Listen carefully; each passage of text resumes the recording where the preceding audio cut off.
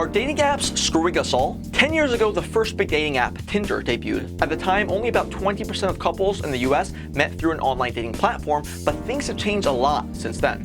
Today, nearly half of all couples say they met through an online or app-based dating service, so it's now the most common way for singles to meet. Yet while dating apps are more popular than ever before, they're also becoming more hated than ever.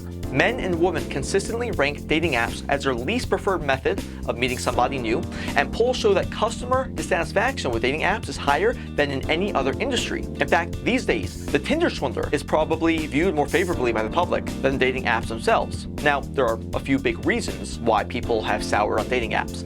First, for the ladies, despite the mediocre rise of these apps, the majority of women report that dating today is more difficult than it was 10 years ago. The sheer numbers of options, matches, messages that many female users receive leads to significant app fatigue and anxiety. Male dating app users often get frustrated for the exact opposite reason. The fact is that men make up the vast majority of users on the dating app platforms, which means that many will have a hard time finding matches. Even on Bumble, a dating app that markets itself as a female-first brand, 2/3 of the app's customers are men, and the company's revenues are entirely dependent on the men who use the service and make transactions on the platform. And then, of course, there are plenty of other criticisms of dating apps that both sexes make.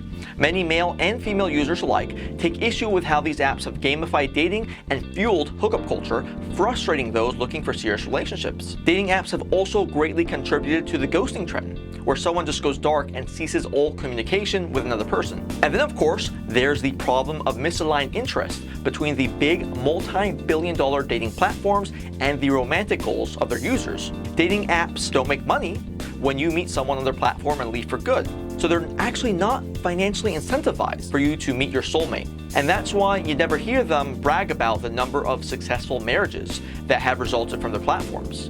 But if we're being totally honest here, there are still tens of thousands of success stories of couples that met through an online dating service or app. Despite the myriad of problems with these platforms, they have created a lot of meaningful connections between people who have otherwise never met. It's very possible, in fact, it's probably likely, that the next Einstein, the next Musk, the person who ultimately cures cancer will be the child of parents who met only because they were connected through a dating app. Going forward, the success of these platforms and whether they will be considered a net positive for the world will depend on their ability to innovate and give people what they want while minimizing the most problematic aspects of this incredibly powerful new industry.